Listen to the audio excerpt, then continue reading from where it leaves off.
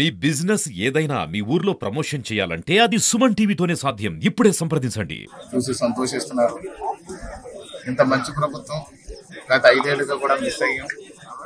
ఈ 5 ఏళ్ల పరిపాలనలో గడిచినటువంటి 5 ఏళ్లు కూడా చాలా ఇబ్బందులు గురైంది. అంతా విధ్వంసమే తప్ప ఎక్కడ వికాసం కనిపించలేదు. ఈ యొక్క ఎన్డీఏ కూటమి ప్రభుత్వం వచ్చిన తర్వాత అంతా వికాసమే ఉంది.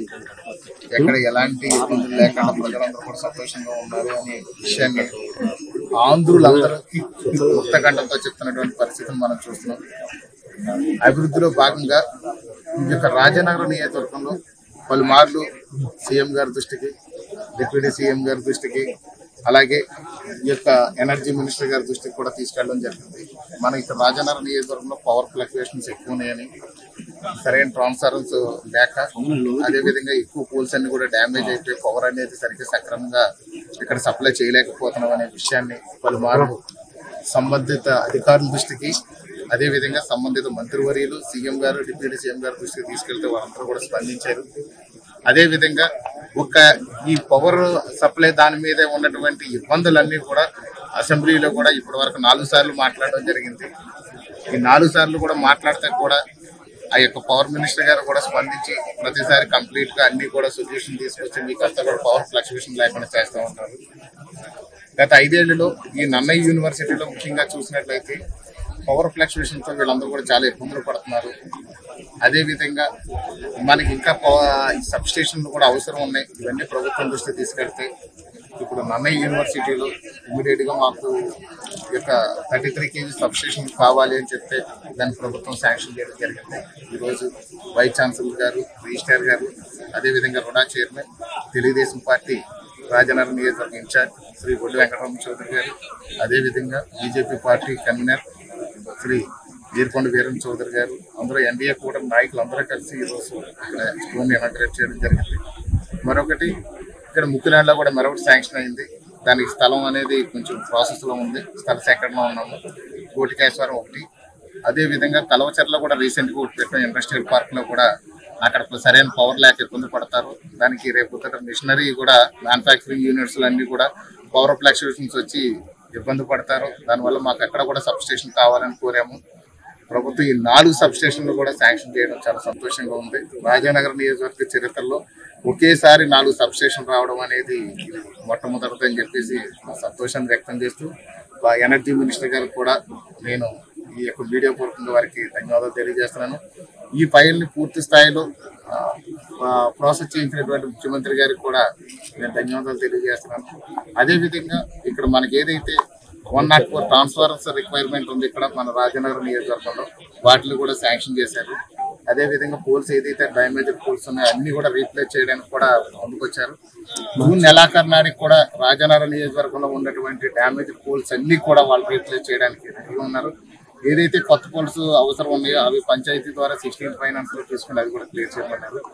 అసలు రాబోయే ఒక 6 నెలల లోపల రాజానగరం నియోజకవర్గంలో పవర్ ఫ్లక్చుయేషన్స్ కానీ, పవర్ వల్ల వచ్చే ఇబ్బందులు కానీ లేకుండా కంప్లీట్ గా క్లోజ్ చేసి మంచి పవర్ ని 24 hours కూడా ఇవ్వడానికి మేము అన్ని విధాలుగా కూడా ప్రణాళిక సిద్ధం చేసాం. ముఖ్యంగా సీతానగరం మండలంలో రెయిన్ సీజన్ లో చాలా పవర్ ఫ్లక్చుయేషన్ తో చాలా ఇబ్బందులు పడుతున్నారు. అక్కడ చాలా మార్పులు తీసుకొచ్చాం.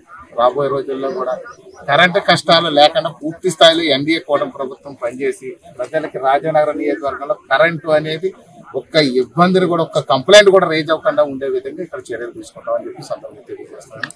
ఈ యొక్క గ్రాంట్ ఇచ్చినటువంటి మనకి ఎనర్జీ మినిస్టర్ గారికి, గౌరవ ముఖ్యమంత్రి వర్యులు శ్రీ నారా చంద్రబాబు నాయుడు గారికి కూడా మరొకసారి ధన్యవాదాలు తెలియజేసుకుంటున్నాను. అదేవిధంగా ఇక్కడ నన్నయ్య యూనివర్సిటీలో ఏదైతే ఇండోర్ స్టేడియం ఉంది, గత ప్రభుత్వ హయాంలో వాళ్ళ మధ్యలో వదిలేసి వెళ్ళిపోయారు. కాంట్రాక్టర్ కూడా రాలేదు. మొన్న మధ్య శాప్ చైర్మన్ గారిని కూడా పిలిచి ఇక్కడ రివ్యూ పెట్టాము. రివ్యూ పెట్టినప్పుడు కూడా వాళ్ళు పనిచేయలేదు. స్విమ్మింగ్ పూల్ కూడా మధ్యలో పెండింగ్ ఉండిపోయింది. అదిగిదిగా అని చెప్పి నత్తనానికి నడిపిస్తున్నారు తప్ప ఏం లేదు. అలాగే సింథటిక్ ట్రాక్ కూడా మనకి ఇక్కడ ఇష్యూ ఉంటుంది. దాన్ని కూడా అప్పుడు అప్లై చేసాము. దాన్ని కూడా పెండింగ్లో ఉండిపోయింది. ఈ నన్నయ్య యూనివర్సిటీ కూడా ఇక్కడ స్టార్ట్ చేసిన దగ్గర నుంచి ఇప్పటి వరకు కూడా దీన్ని ఏదో ఒక అనాథ యూనివర్సిటీ లాగే ఉండిపోయింది తప్ప సరైన ఫండ్స్ వచ్చి డెవలప్ చేయాల్సింది కూడా చాలా ఉన్నప్పటికీ కూడా ఎవరు పట్టించుకునేటువంటి పరిస్థితి ఉంది. నన్నయ్య యూనివర్సిటీ కూడా మంచి వైభవం, నన్నయ్య గారికి ఎంత వైభవం ఉందో నన్నయ్య యూనివర్సిటీ కూడా రాబోయే రోజుల్లో అంత వైభవాన్ని తీసుకొచ్చే విధంగా కూడా నేను చౌదరి గారు కూడా కృషి చేస్తున్నాం.